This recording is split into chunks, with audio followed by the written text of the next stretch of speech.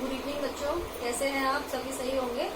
तो आज हमारा लास्ट चल रहा है, चैप्टर फर्स्ट का लास्ट टॉपिक है। ठीक है, कल जो हमने पढ़ा था उसके आगे हम पढ़ेंगे।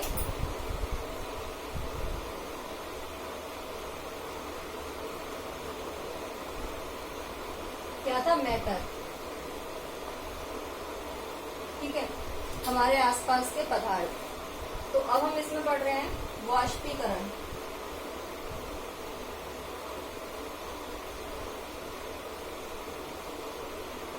वाष्पीकरण क्या होता है? ठीक है, ये हमने पढ़ा कि जब जल को हम गर्म करते हैं, यानी उसको गर्म करते हैं, उबालते हैं, तो जल वाष्प किसमें चेंज हो जाती है? वाष्प में चेंज हो जाती है। जल जो है वो वाष्प में चेंज होता है, जिसको हम क्या कहते हैं? जल वाष्प। वो क्या होता है? क्वथनांक होता है। लेकिन वाष्पीकरण क्या होता है? क्या वाष्पीकरण और क्वथनांक एक ही होता है? तो देखते हैं। वाष्प में क्या होता है? पदार्थ के कण जो होते हैं वो हमेशा, जैसे आपने देखा होगा जब हम गर्मियों में क्या करते हैं, भाई धूप निकलती है, हमने कपड़े धोए और उनको निचोड़ के सुखाने के लिए डाल दिया।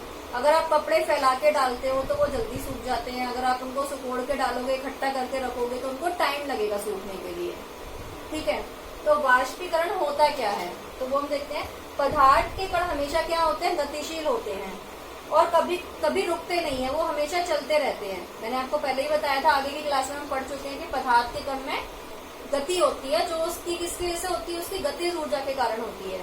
तो पदार्थ के जो कण होते हैं वो हमेशा गतिशील होते हैं और कभी रुकते नहीं है। एक निश्चित तापमान पर गैस, द्रव और ठोस, इन दोनों के कण जो होते हैं वो भिन्न भिन्न मात्रा में, इन तीनों के जो कण होते हैं उनमें भिन्न भिन्न मात्रा में क्या होती है? गतिज ऊर्जा होती है। ठोस की गतिज ऊर्जा कम होती है, द्रव की थोड़ी ज्यादा होती है, और गैस की, कणों की गतिज ऊर्जा उनसे भी ज्यादा होती है। ठीक है, तो क्या हो गया कि जो भी हमने ठोस, द्रव और गैस, ये जो भी हमने पढ़े थे, आगे हमने पिछले क्लासेस में हम पढ़ चुके हैं, उनके कणों में क्या होती है? गतिज ऊर्जा होती है, जिसके कारण ये आपस में क्या करते हैं? गति करते हैं।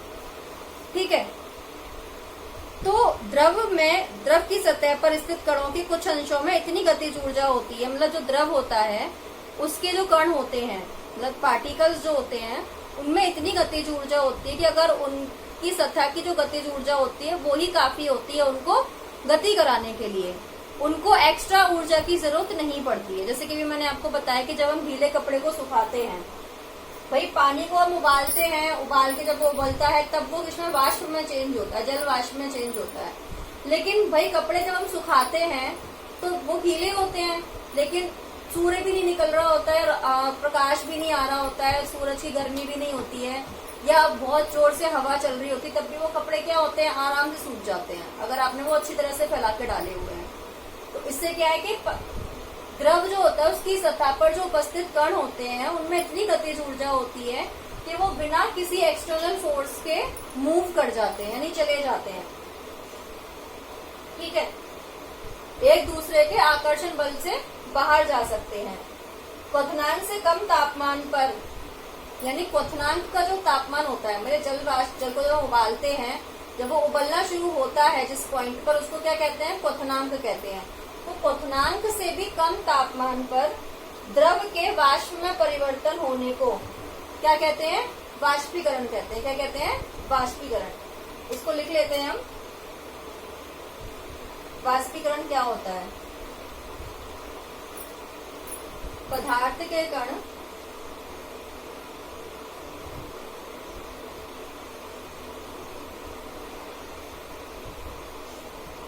हमेशा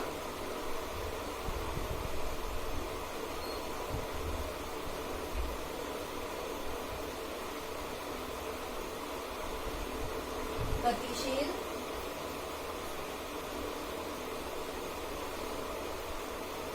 होते हैं। क्या होते हैं? गतिशील होते हैं और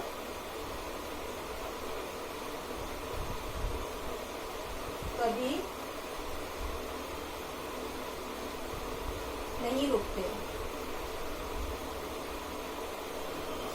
ठीक है, एक निश्चित तापमान पर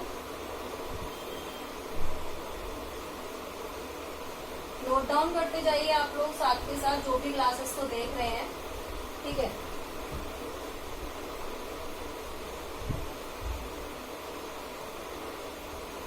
एक निश्चित तापमान पर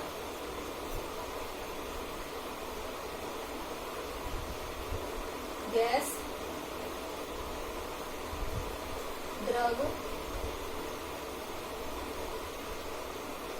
और ठोस के कणों में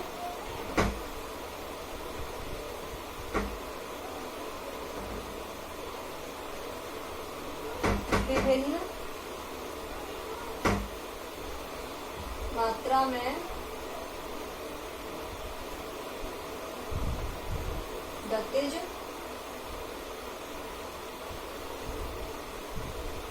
ऊर्जा होती है। द्रवों में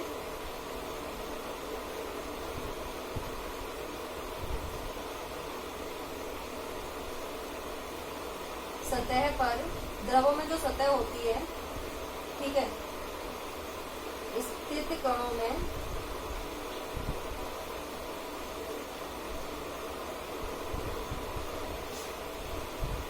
कुछ अंश, जो कण होते हैं सतह पर, सारे कणों में नहीं, कुछ कण के कुछ अंशों में, ठीक है, कणों में कुछ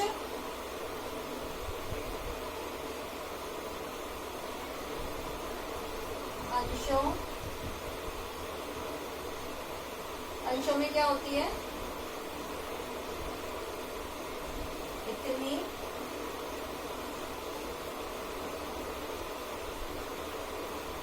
गतिज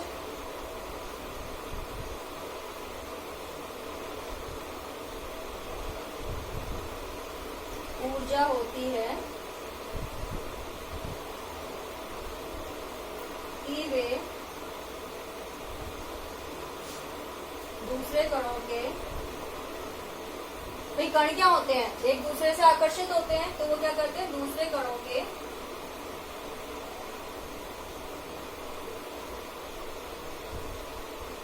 आकर्षण बल से मुक्त हो जाते हैं, ठीक है। यानी क्वथनांक,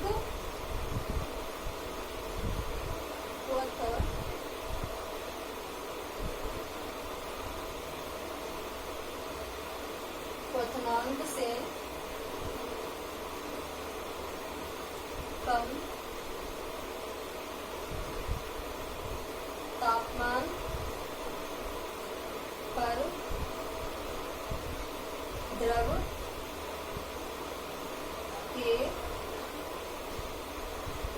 वाष्प में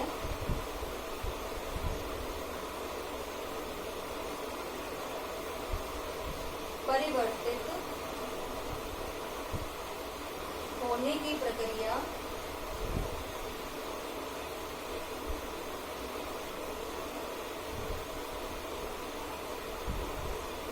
क्या कहलाती है, दिख रहा है आप लोगों को,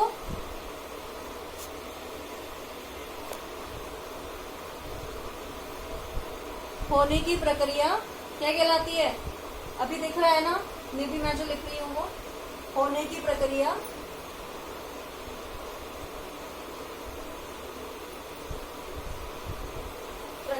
को क्या कहते हैं, वाष्पीकरण कहते हैं, ठीक है। नीचे लिख दूं,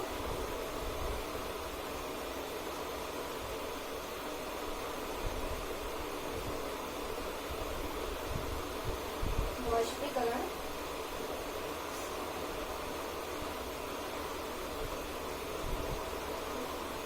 कहते हैं। आप लोग स्क्रीनशॉट ले लीजिए, ठीक है। अब है वाष्पीकरण को प्रभावित करने वाले कारक। अब है आपके, अब आते हैं वाष्पीकरण को प्रभावित करने वाले कारक। वाष्पीकरण को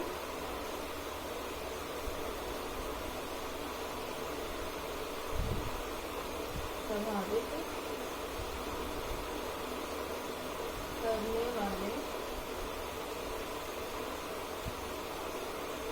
कारक। वाष्पीकरण को प्रभावित करने वाले कारक कौन कौन से होते हैं? ठीक है, यानी वाष्पीकरण किन किन चीजों से प्रभावित होता है? पहला आता है आपका सतह का क्षेत्र, सतह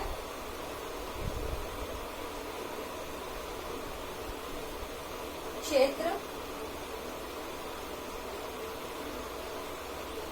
ठीक है। यानी पहला क्या है? सतह क्षेत्र, यानी सतह का जो क्षेत्रफल होता है वो कैसा होना चाहिए? कम होना चाहिए, ज्यादा होना चाहिए, ठीक है। दूसरा है तापमान वृद्धि, तीसरा है आपका आर्द्रता में कमी,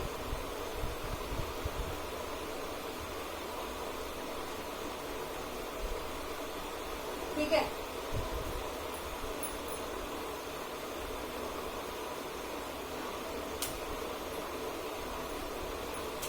और चौथा है वायु की गति में वृद्धि। अब वाष्पीकरण को प्रभावित करने वाले कारक कौन कौन से हैं? ये 4 कारक हो गए। पहला कौन सा है? सतह का क्षेत्रफल, यानी सतह क्षेत्रफल में वृद्धि। अब सतह क्षेत्रफल को बढ़ाने पर दूसरा है आपका तापमान में वृद्धि, तापमान में वृद्धि से कैसे प्रभावित होगा। तीसरा है आर्द्रता में कमी, अगर आर्द्रता में कमी होती है तो वाष्पीकरण पे क्या प्रभाव पड़ेगा।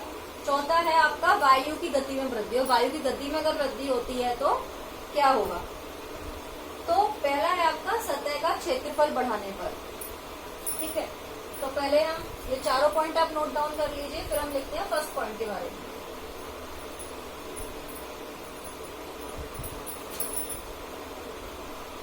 सतह क्षेत्रफल बढ़ाने पर, ठीक है।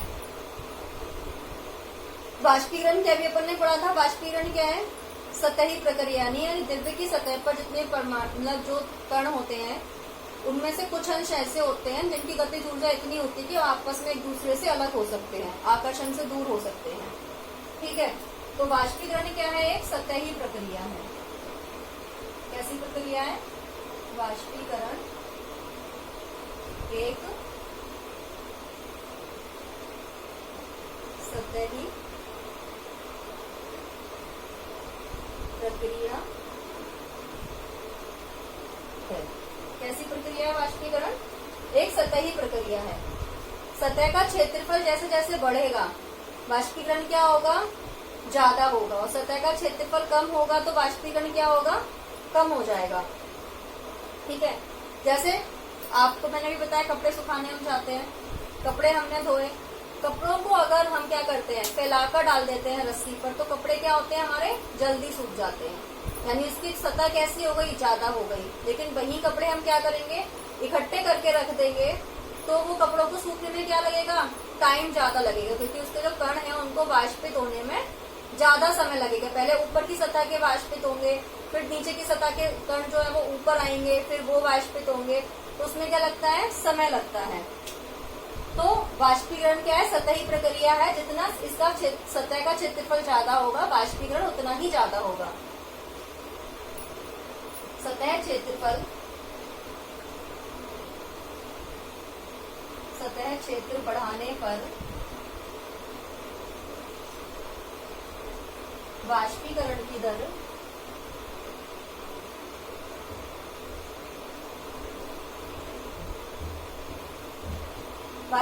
दर क्या होती है? वाष्पीकरण की दर भी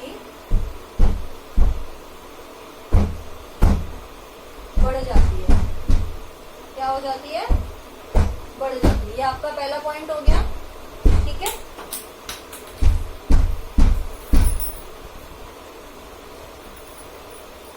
अब है आपका दूसरा पॉइंट।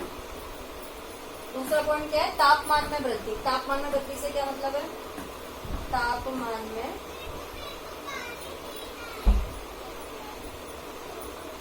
में वृद्धि। ठीक है, तापमान में वृद्धि। तापमान बढ़ाने से क्या होता है? अधिक कणों को पर्याप्त गतिज ऊर्जा मिलती है। ठीक है, जैसे कि हम सूरज की रोशनी में कपड़ों को सुखाते हैं तो वो जल्दी सूखते हैं। सूरज की रोशनी अगर कम होती है तो उसमें सुखाते हैं तो वो देर में सूखते हैं बट टाइम लगता है। तो क्या होता है? तापमान में जब वृद्धि होती है तो उनको अधिक क्या मिलती है? गतिज ऊर्जा मिलती है। द्रव के कणों को अधिक गतिज ऊर्जा मिलती है तो वो जल्दी से मूव ऑन कर जाते हैं। तापमान बढ़ाने पर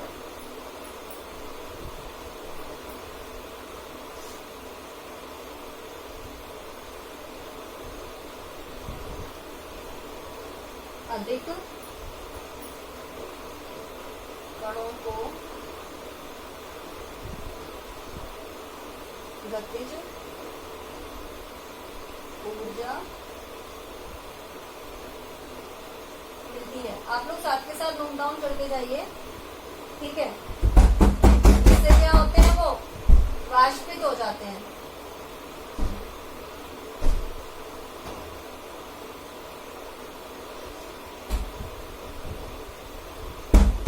वाष्पीकृत हो जाते हैं।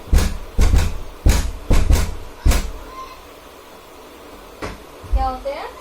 वाष्पीकृत हो जाते हैं। तो आप इसको स्क्रीनशॉट ले लीजिए। स्क्रीनशॉट ले लिया आपने इसका, और हम थर्ड पॉइंट पढ़ते हैं इसका। थर्ड पॉइंट क्या था हमारा?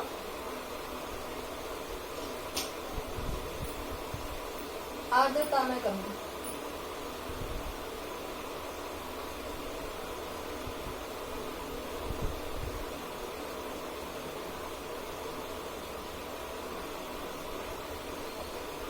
आर्द्रता में कमी कैसे होगी?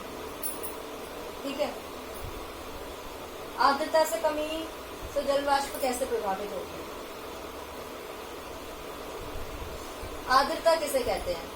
पहले तो ये आप समझिए, आर्द्रता किसे कहते हैं? वायु में उपस्थित जल वाष्प। जब वायु होती है, जैसे बरसात हो जाती है तो मौसम कैसा हो जाता है? ठंडा हो जाता है। ठंडा क्यों हो जाता है? क्योंकि जो जल वाष्प होती है, जब बारिश होती है तो उसकी जो जल वाष्प होती है वो क्या होती है? वायु के अंदर डिसॉल्व रहती है, यानी वायु में उपस्थित रहती है। ठीक है, जिससे क्या होता है? मौसम आर्द्र हो जाता है, यानी ठंडा हो जाता है। ठीक है, तो जल वाष्प, वायु में विद्यमान जल वाष्प की मात्रा को क्या कहते हैं? आर्द्रता कहते हैं। तो पहले आप आर्द्रता लिख लीजिए। आर्द्रता किसे कहते हैं? वायु में उपस्थित जल वाष्प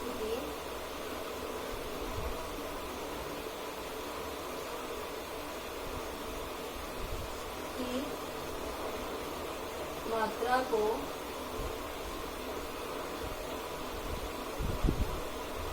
आर्द्रता कहते हैं। क्या कहते हैं? आर्द्रता कहते हैं।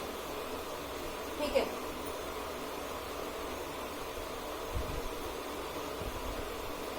तो ये क्या हुई? हमारी आर्द्रता हो गई।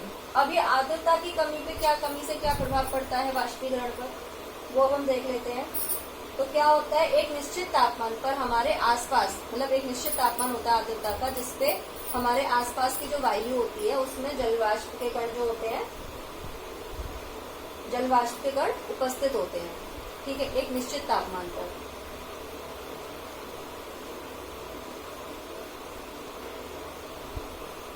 तो वायु कैसी होती है? आर्द्र हो जाती है। आर्द्रता में क्या होता है? आर्द्रता में एक निश्चित तापमान पर हमारे जो वातावरण होता है उसके आसपास के कणों में जल वाष्प की मात्रा होती है।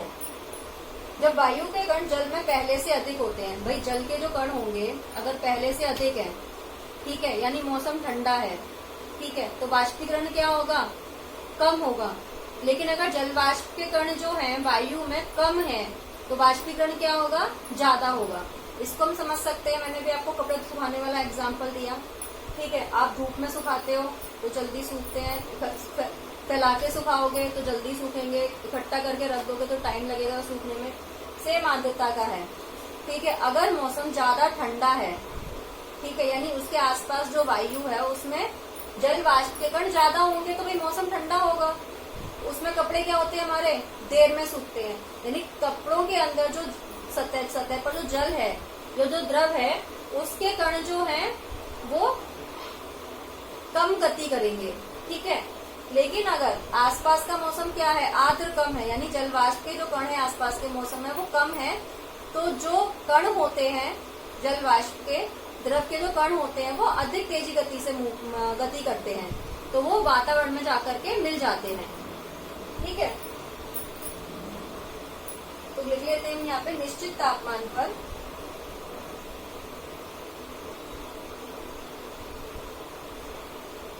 निश्चित तापमान पर हमारे आसपास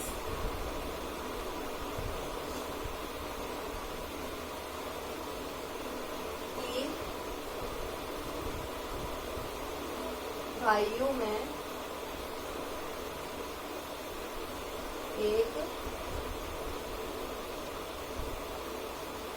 एक निश्चित मात्रा में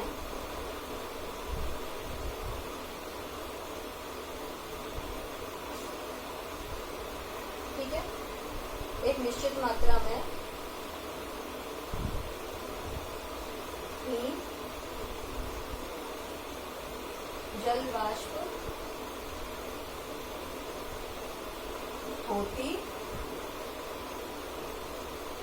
है, ठीक है। जब वायु में जल कणों की मात्रा पहले से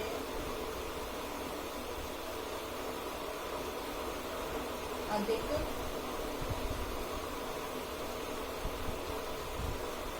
होगी तो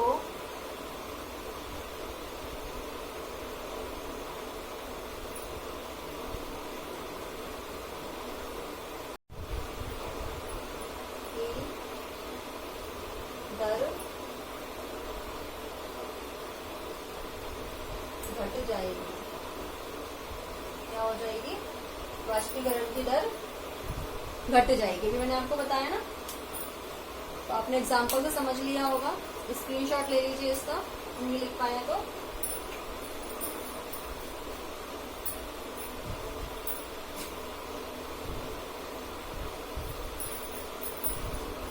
फोर्थ एंड लास्ट पॉइंट है हमारा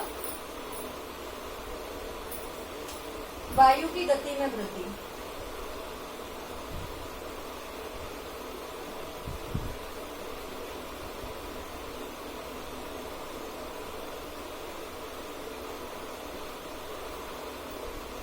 वायु की क्या है, गति में वृद्धि। अब कभी आपने देखा होगा कि जब सूरज नहीं निकला होता है लेकिन हवा बहुत तेज चल रही होती है और आप अपने कपड़े अगर सुखा दो, ठीक है, तो कपड़े क्या होते हैं हमारे, जो सूख जाते हैं। क्यों सूख जाते हैं, क्योंकि जब हवा चलती है तो कपड़ों के अंदर जो द्रव के कण होते हैं वो क्या करते हैं, हवा के साथ जो है वो गति कर जाते हैं, और वहाँ आसपास का जो वातावरण होता है उसमें जो जल वाष्प होती है उसके कणों में वहां पर कमी आ जाती है, ठीक है।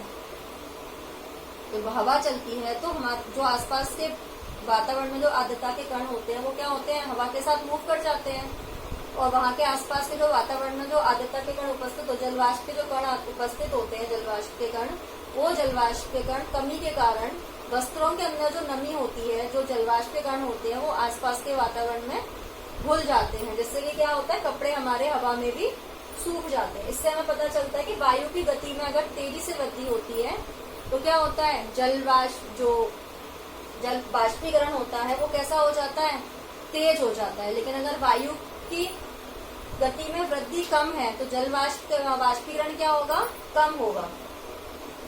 तो लिख लीजिए, वायु तेज होने पर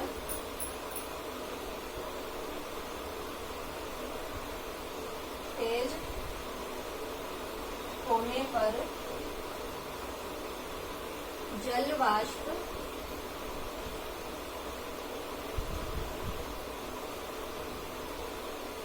के कण वायु के साथ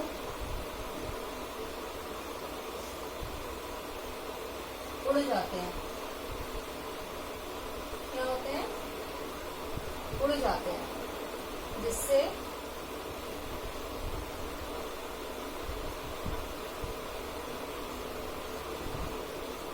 आसपास के जल वाष्प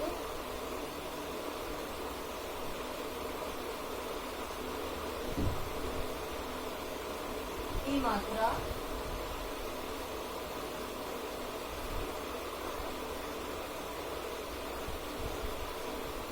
घट जाती है। क्या हो जाती है, घट जाती है।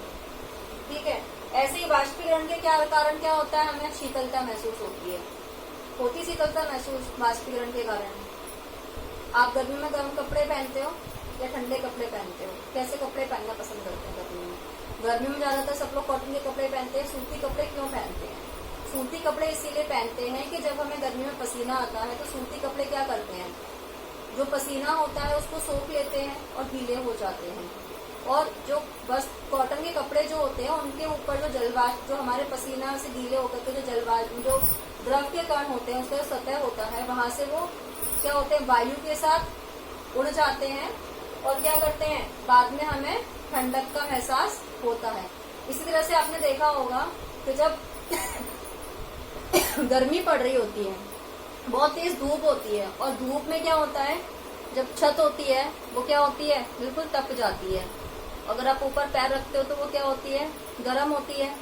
गर्मी से क्या हो जाता है, आप पैर नहीं रख सकते। लेकिन जब आप उस पर पानी का छिड़काव कर दीजिए, छत पे जब छिड़काव करते हैं पानी पे, उसकी थोड़ी देर के बाद छत हमें कैसी लगती है, ठंडी लगने लगती है। क्यों लगने लगती है ठंडी? क्योंकि जो हमने पानी डाला था छत पे, ठीक है, वो क्या हुआ, जो गर्म छत थी उसकी हीट से उसके जो कण थे वो क्या हुए, वाष्पित होकर के हवा में उड़ गए, और बाद में वो कण क्या दे गए हमको, हीट थी वो निकल गई, तो जगह कैसी हो गई, ठंडी हो गई। ठीक है। अभी आपने देखा होगा कि खुला हुआ जो बर्तन होता है उसमें निरंतर क्या होता रहता है, वाष्पीकरण होता रहता है। एक कटोरी में, प्याली में पानी लीजिए, एक को खुले में रख दीजिए, एक को अलमारी के अंदर रख दीजिए। ठीक है। तो वाष्पीकरण किस में ज्यादा होगा, जो खुले में रखा हुआ है उसमें ज्यादा होगा, जो अंदर अलमारी में आपने बंद करके रख दिया उसमें कम होगा। तो वाष्पीकरण के द्वारा जो कम हुई ऊर्जा है वो पुनः प्राप्त करने के लिए द्रव के कण आसपास से क्या करते हैं, ऊर्जा को अवशोषित करते हैं।